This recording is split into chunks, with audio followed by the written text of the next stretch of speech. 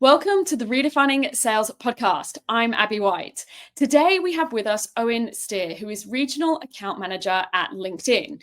And we talk to Owen about all things high performance sales, what he's seeing working, what's not working, what's best practice around prospecting, tap in around some of how LinkedIn can help us with that, and so on. And Owen comes from a really fantastic enterprise sales background, having come from HPE prior to LinkedIn. Now, before we get stuck into today's conversation, I also wanted to let you know that Owen is one of our Rev Up experts. We are so unbelievably lucky to have Owen as a Rev Up expert, and our audience and our members have absolutely loved Owen's sessions around how you can use LinkedIn for social selling and what are the do's and don'ts to get started. And Owen does a really fun and interactive session that is very well received. So if you want to check that out, there's links in the show notes if you want to be part of our Rev Up community. And Owen will be with us in February for his next masterclass. So without further ado, welcome Owen. Welcome to the Redefining Sales podcast. We have Owen Steer with us today. Welcome, Owen. Hi, Abby. How are you? Good. So Owen's getting a medal because this is take 2 of recording because my son ran in, and we're going to be, he's also been an expert on paper airplanes from my son and been humoring him. So Owen, you're getting a medal from me this morning. No, thank you. Looking forward to hopefully flying on a plane designed by your son at some stage, as long as it's metal and not paper. Yeah, so everyone got more than they bargained for this morning. Cool. Well, I'm going to jump straight into it and get cracking. I really was excited to have you on the podcast for a number of reasons.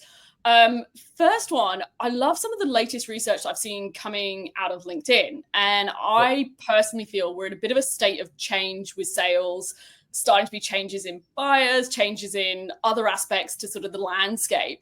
And I think LinkedIn does such awesome research that I'm forever using in my day job. And I wanted to sort of really get your viewpoint on that in terms of what are you seeing, what are you hearing from your latest lens?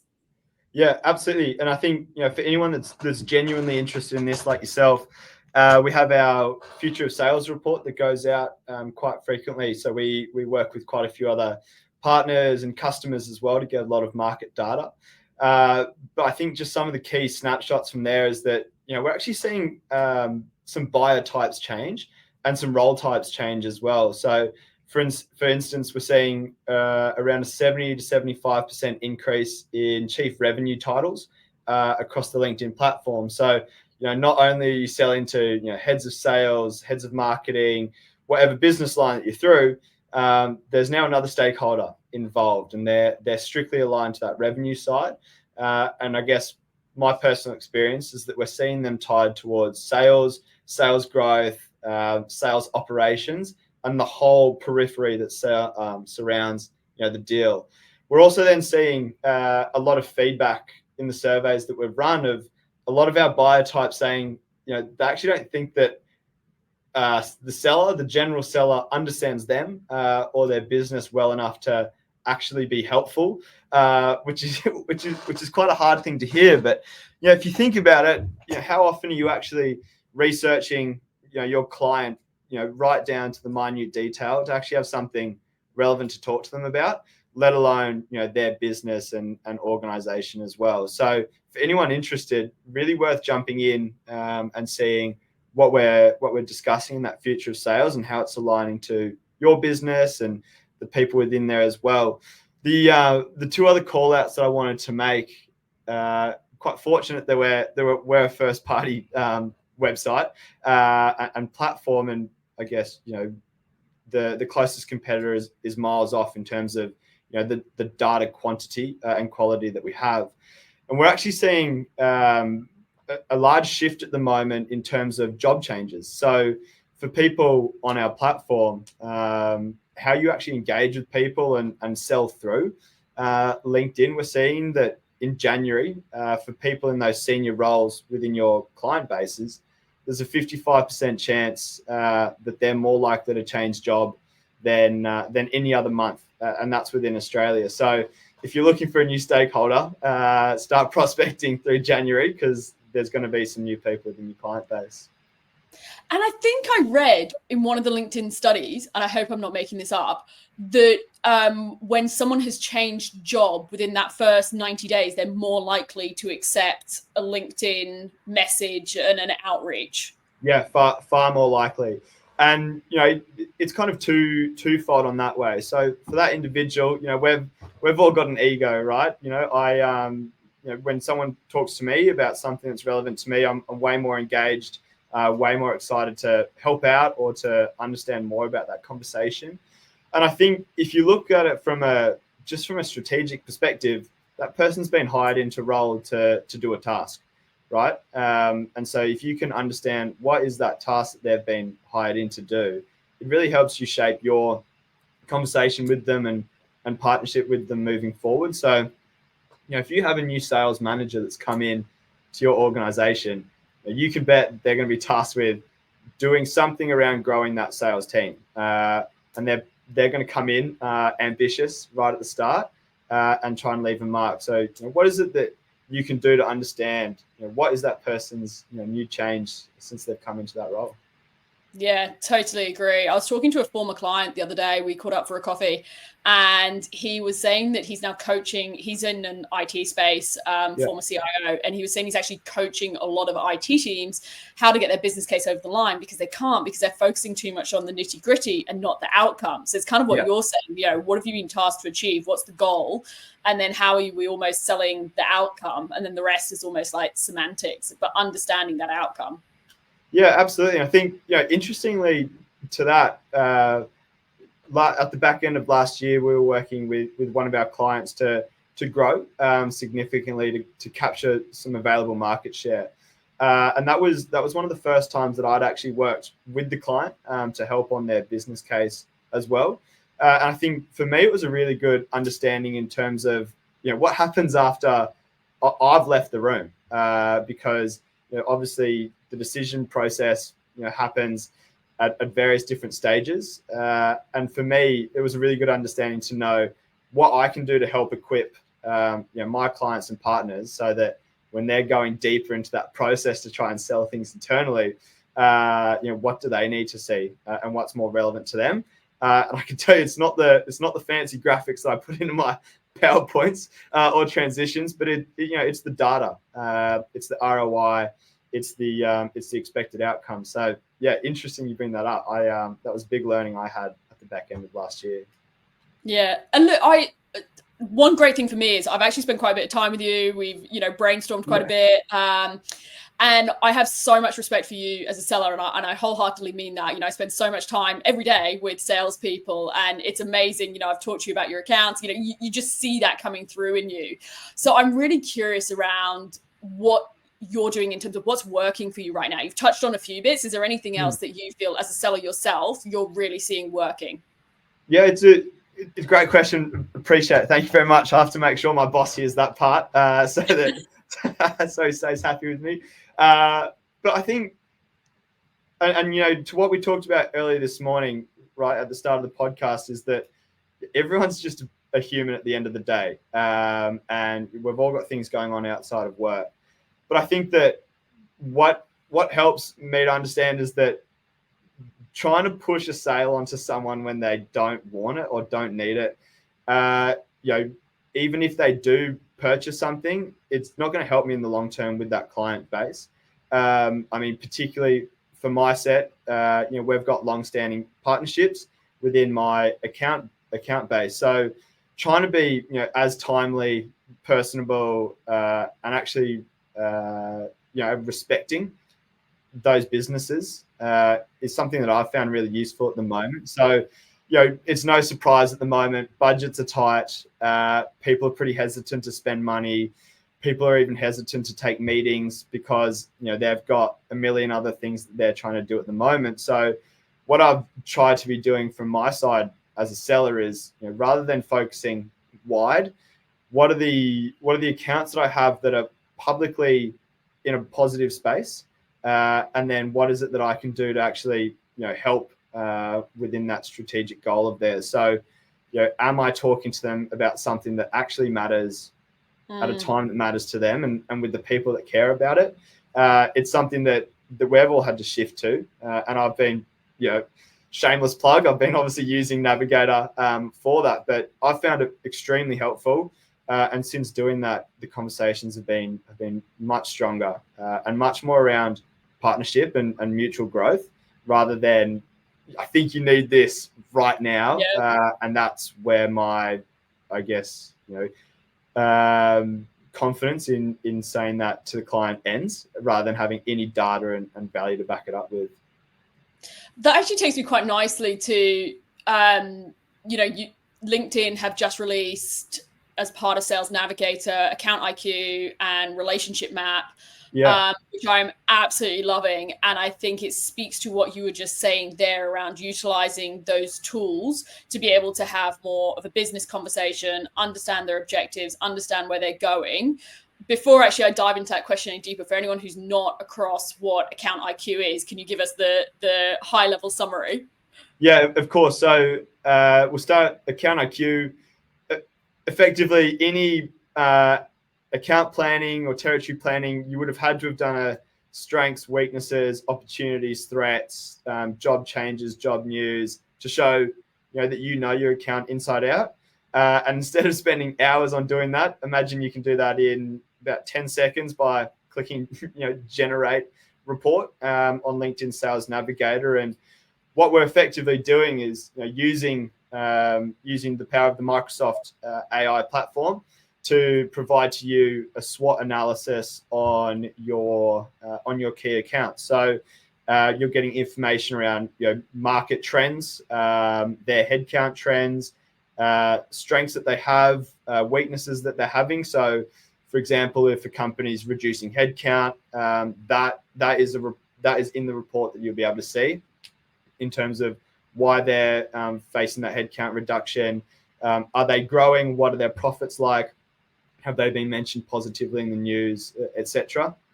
It's everything you need to know before you go to that meeting to sound like you know a lot more about the client than you actually do. So I like to use it a lot if I'm talking to a new stakeholder within a company.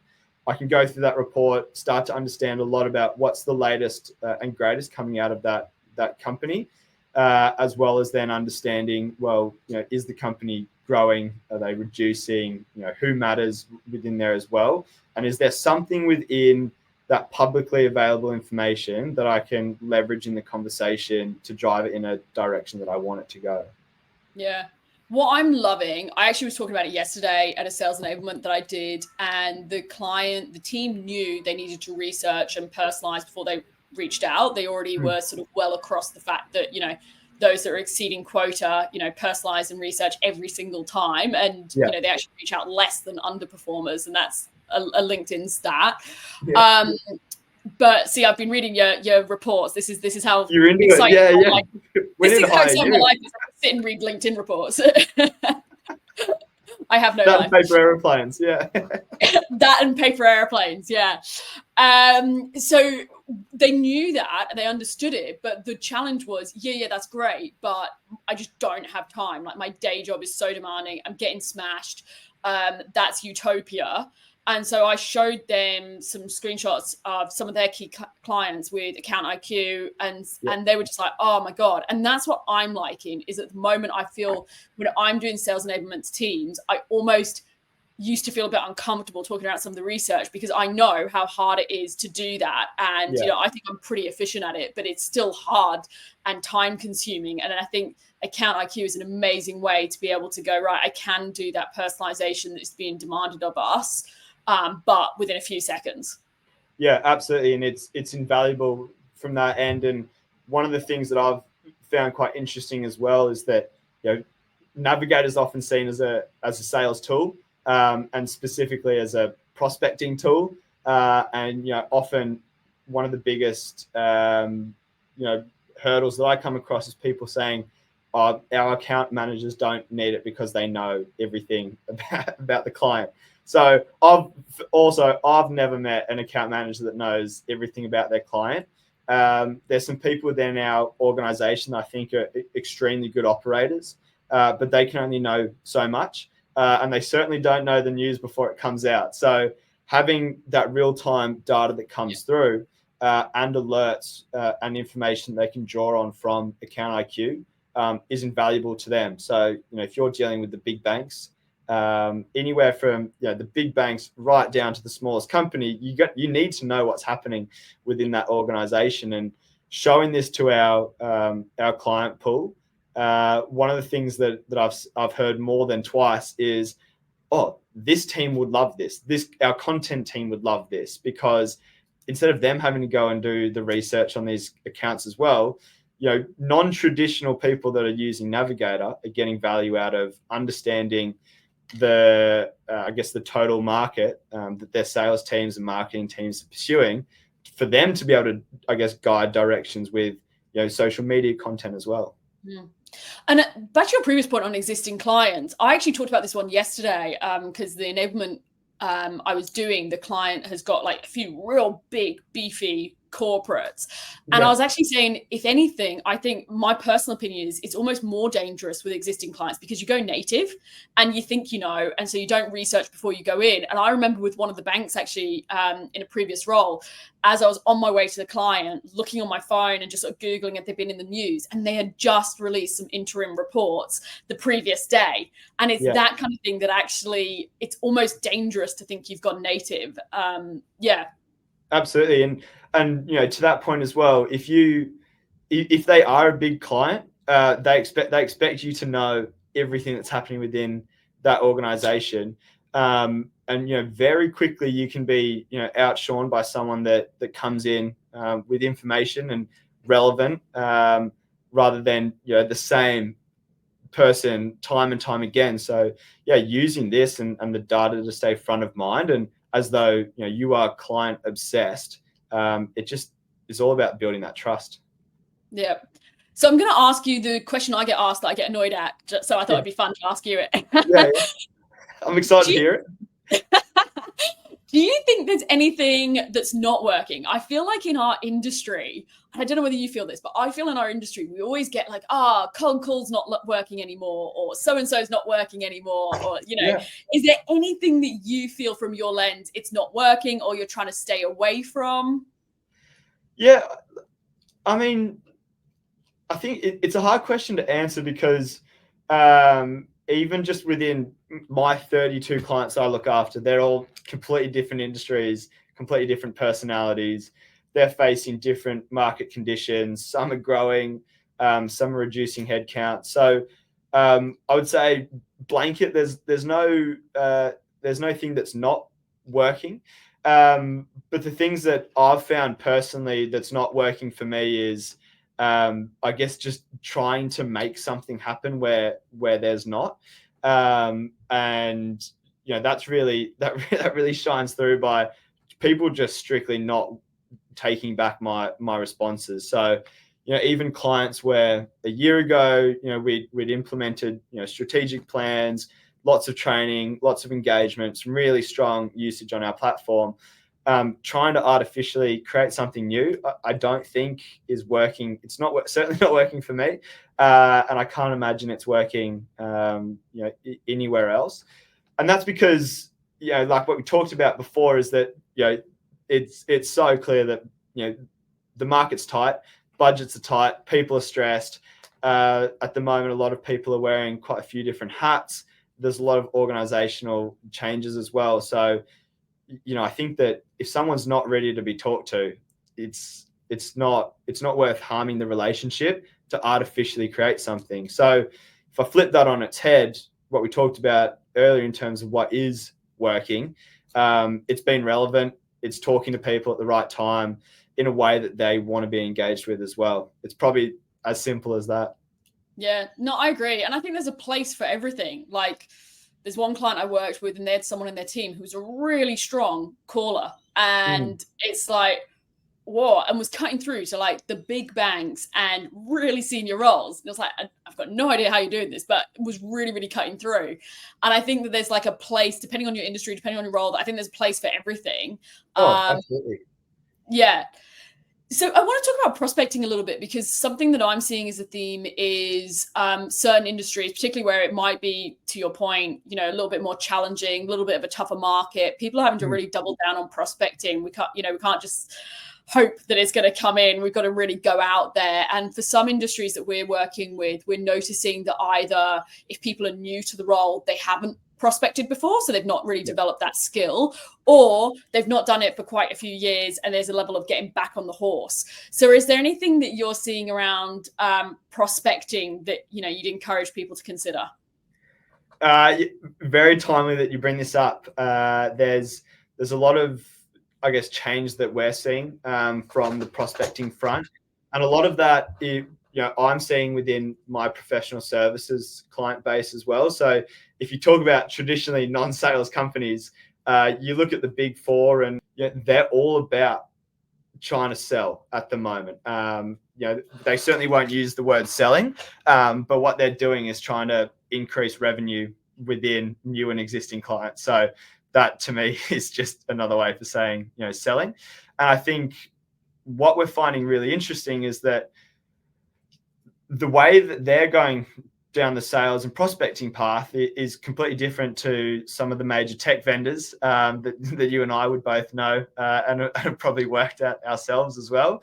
But I think that the thing that's working well for companies that are new to prospecting is actually being strategic about it. So if you think about our space within IT, right? So, you're ex-IBM, I'm HPE, and I think between us, we'd probably know the majority of ex-IBMers and ex-HPEers around Sydney and Australia. So I know that every time I prospect into a new client and I see an ex-HPE person, it fills me with a lot of confidence that I'll have a relatively easy path in to have a relevant conversation with someone in that organization.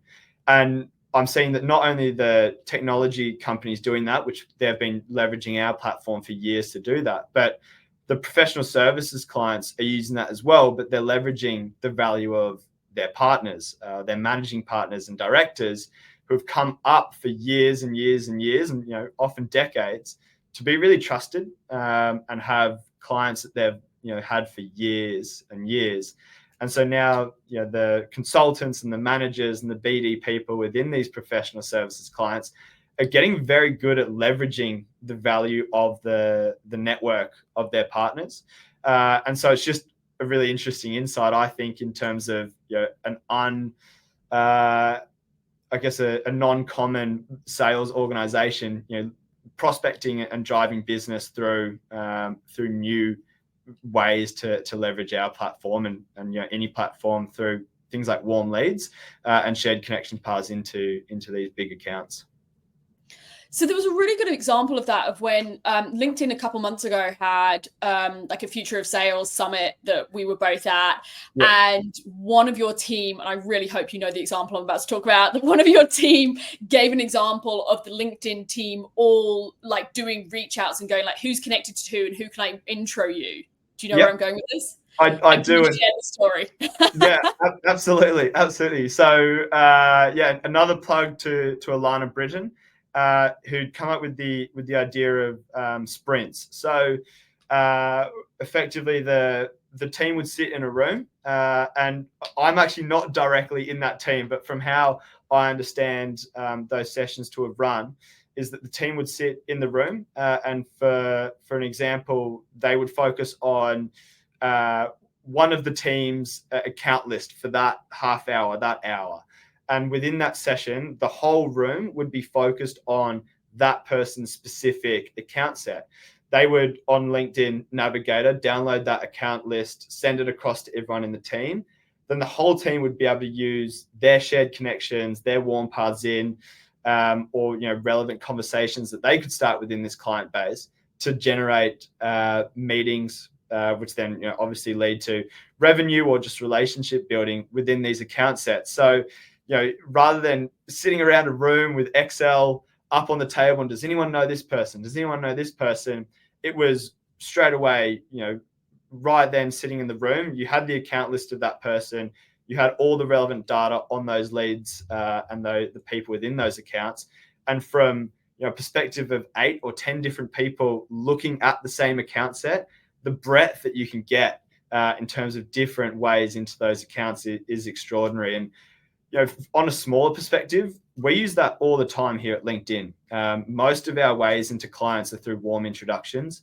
I look at my new client set or a new account that comes in, and I try and look for all the relevant people that I'd need to be connecting with, and the periphery around that as well, which we call them hidden allies, because we've found from the Gartner research, it takes around 11 people, stakeholders within a client base to be very secure within a deal. So how can I actually engage with these people? And oftentimes I'm sending messages to Alana, hey, can you introduce me to so-and-so within this organization? Or someone like Matt Tyndale, who heads up LinkedIn here in Australia, hey mate, do you mind introducing me to so-and-so at this company as well? So you're getting a lot of leverage out of people that you work with and people that to have these warm introductions in. So that's effectively the sprint is a mass scale of that in a really condensed time. And I know that team's seen some extraordinary results on that. But big kudos to Alana, who set those up. She is awesome. Definitely an Alana fan here. And I think what's really cool about that is I often do feel like I've done it in another organization. I feel like the CEO of the one I'm thinking of had amazing connections, and the sales team were kind of like bashing their head against a brick wall trying to get in the door. And actually the CEO was sitting there with all the connections. And as soon as we asked the CEO, hey, can we leverage? And can we actually did it via LinkedIn. She was like, yeah, of course. But the sales team had to almost have the initiative to go, hang on, which of these accounts do we think she's got a connection, or we can see on LinkedIn that she's got a connection into, and then actually let's go and have this as a strategy. And I've done it even in sales kickoffs. And as soon as everyone starts talking, they're like, oh, my brother-in-law works there. Yeah. And there's so much power in the room.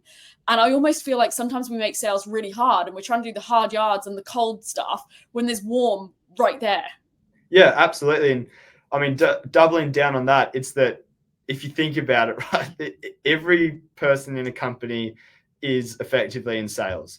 Even if they don't think they're in sales, they're in sales. They're driving the quality of the brand forward. They're driving relationships forward as well. So, if anyone's got a vested interest in sharing their network and making introductions that lead towards things like revenue growth, it's the CEO and it's the C-suite and the executive, committee. So leverage those connections. It's invaluable to have that.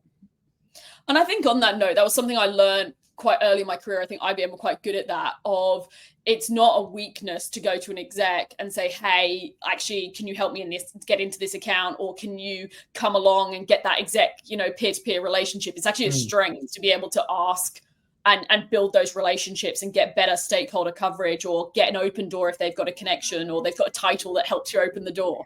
Yeah, absolutely. And I mean, I leverage that all the time. I know where I started at HPE, I had two really strong sales leaders there that were so good at joining me in my early days to have some of these meetings with people I would have had no chance to meet with. And I found them extremely valuable and a good learning for me to think, well, they're not scary senior people, right? They're trying to help me do my job because my job effectively helps them do theirs.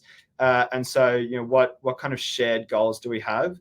And they were so good at, bringing me into the room, booking meetings with some of these senior people that I'd spent a long time trying to figure out a way to talk to them. And even here in LinkedIn, like I said, my boss, he's based in Singapore. And just the value of the connections that he's had from his time here in Australia as well. He sends a message and I'm having coffee with someone from our client book, and it's invaluable to have that I guess shared respect of both pursuing the same major goal. Yeah. And I think a final point on that, and then I definitely want to ask you a few other pieces around using LinkedIn, is I've been really surprised at seeing, you mentioned before about the Gartner research of saying there's an average of 11 stakeholders. Yeah. But I think LinkedIn yourselves, you're looking at 6+ stakeholder relationships. Otherwise, you're considering a deal could be high risk. So I think in terms of, back to some of our previous points, what's changed or what can you do in prospecting? I think it's that greater stakeholder coverage too. Yeah, completely agree. And I've found myself at times quite funny where I'm going through training and enablement for some of the clients, and I'm talking about how you need at least 6 people, 7 people moving forward. And I look in the room and I think, well, I've got 2. So I then go out quite broad after that and build that back through. But it's so important to have that. And one of the things that, again, here's another plug for LinkedIn Navigator, but we've brought out the relationship map. So rather than sitting on PowerPoint and putting people's names in a hierarchy chart, you can do that on Navigator now as well. And what we've been doing within our specific team, within global accounts, is looking at what's the global hierarchy of this organization, what's the APAC hierarchy, and then what's my Australia, New Zealand hierarchy within here. And very quickly, I can see, well, I know 3 people in here quite well. I've been in email threads with a few of these people, but I'm starting to then list, are they strong relationship, weak, no relationship, who's got the relationships? And quickly it helps me think, well, there's about 5 or 6 different people here I need to go and engage with. And I'm actually going through there quite strategically to build up and bolster our strength within these accounts. So it's a really, really good point you bring up. And I think that something that our platform's trying to adopt as well, and it has since with the relationship map update and release, that it helps you visualize where's your risk and how can you minimize that risk that's forthcoming. And what I didn't realize about Relationship Map until quite recently, obviously it's a recent release, is it also, like, it can notify you, like, if someone's leaving and moving on, or if they've been in the news and all that sort of stuff. And it's like, oh, that's gold. It's not just, mapping out a load of people on a piece of paper where we might go, well, we've got that in a PowerPoint. It's actually got the benefit of, like, alerting and notifying you. So it's like, that's pretty cool too. Yeah, absolutely. And it's that whole thing again, as a seller, the less time you spend selling, the better.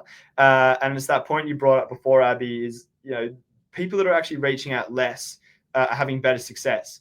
And the reason why that success is much higher is because they're more researched and they're more timely and more efficient. So just a recent example from my end is I've had a new account come into my book as of July, but there was no relevant way for me to go and engage with that client. And I wasn't in a rush. And having tracking 5 or 6 of the different executive committee on that relationship map, I'd been notified that the lead of people and culture across APAC had been mentioned in the news as one of the top 100 HR people in Australia to know.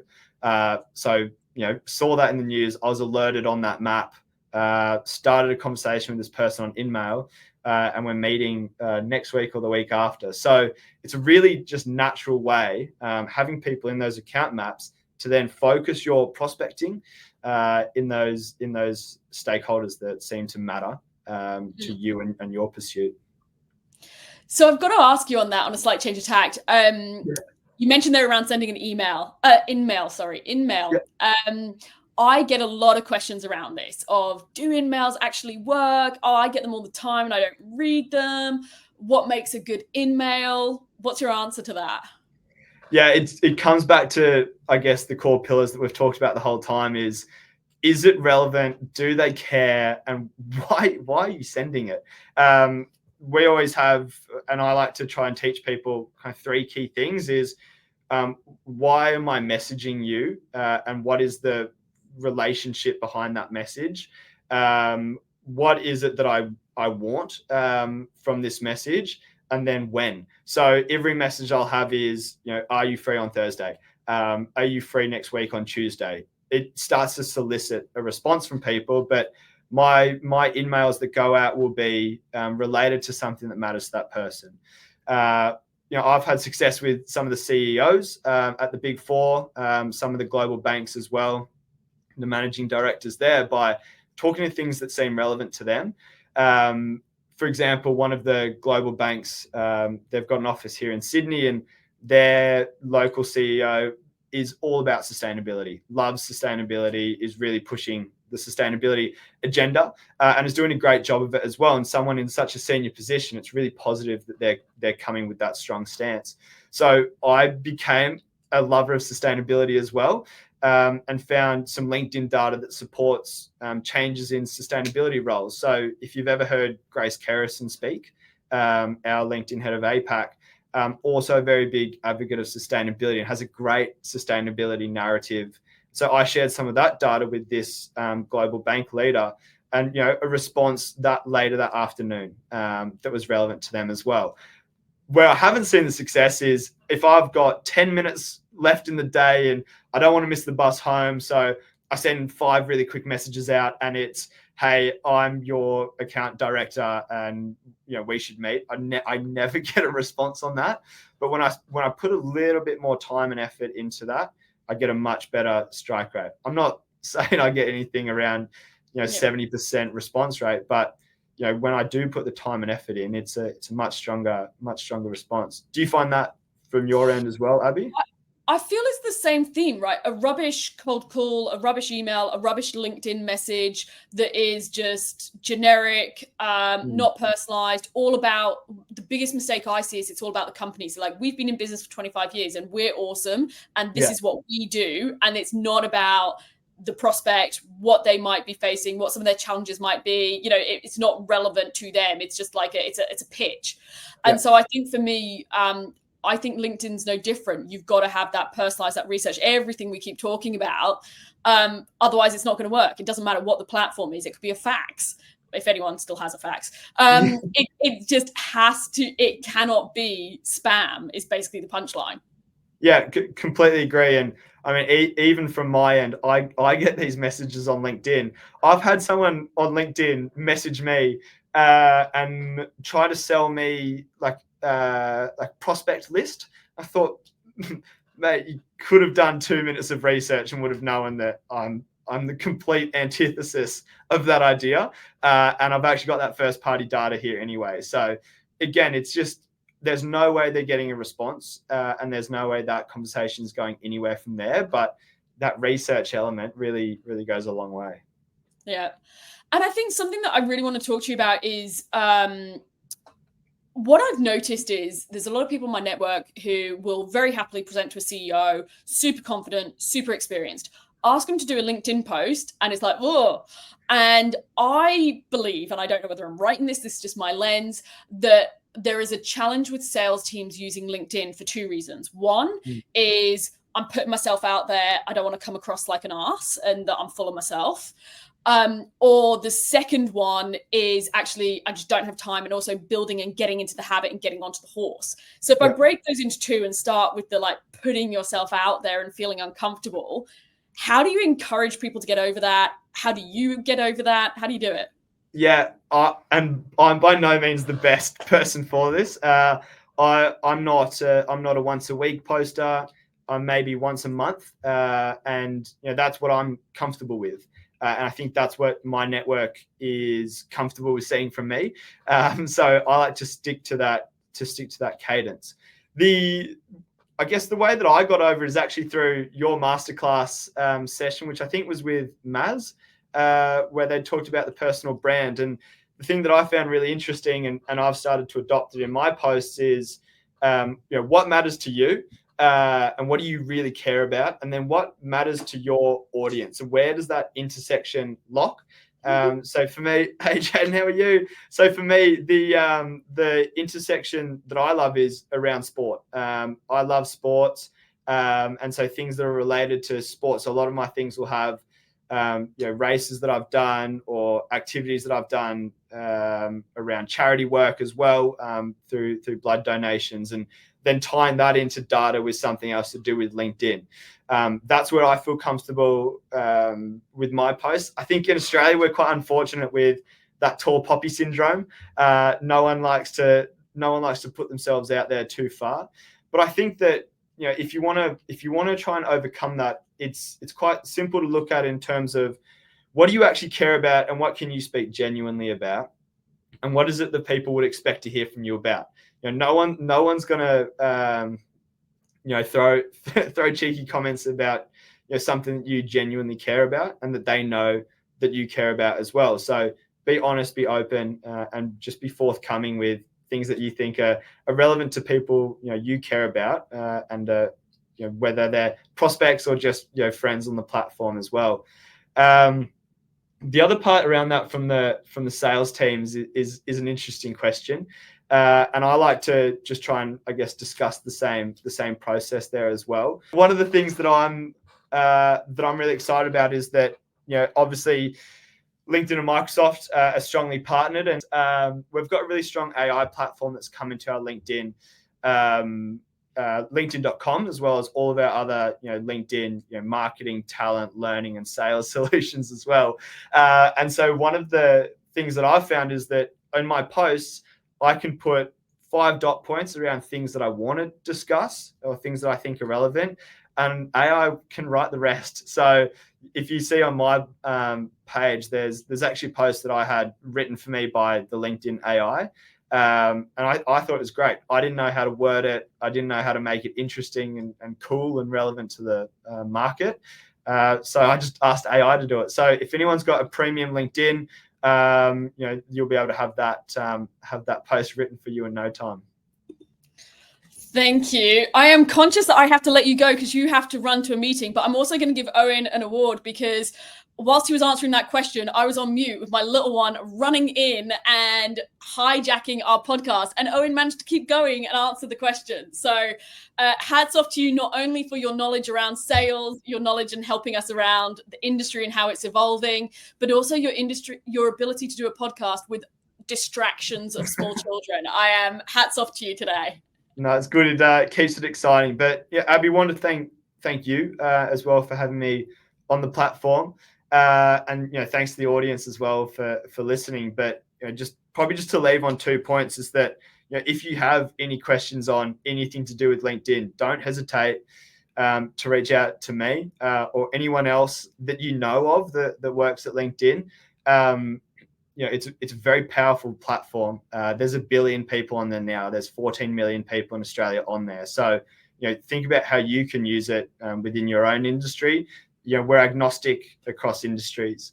And the other thing is that, if you're prospecting, if you're in business development, if you're in, enterprise sales, mid-market sales, global accounts, it doesn't matter. Just be relevant, have a purpose behind why you're reaching out to people, and you're going to have much better success moving forward. And it's not only about the sale, right? It's about the relationship you build with people to move that that partnership into a stronger place for yourself and for the client too.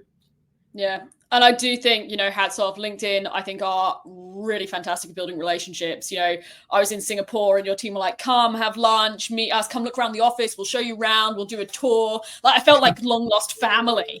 Yeah. Even how you've partnered with me, you're always happy to catch up. You're always checking in. You're always, seeing what's going on. You guys are truly fantastic example of partnering. So thank you. No, really appreciate it. And for anyone else that wants to come and tour a LinkedIn office, they're pretty cool. They're very techie and new age. So if you ever want to come, grab LinkedIn caters breakfast and caters lunch, and some awesome perks in here. So if you're ever interested to see the team behind the platform, don't hesitate to reach out, and we're happy to take you through the offices. Amazing. Thank you, Owen. Thank you so much for being our guest today. No, thanks, Abby. Thanks for joining us on today's conversation. As I mentioned at the start, Owen is one of our Rev Up experts, and he's going to be with us on the 14th of February to run a members-only Rev Up masterclass. If you want to find out all the details, go to the link in the show notes and you can find out everything you need to know there.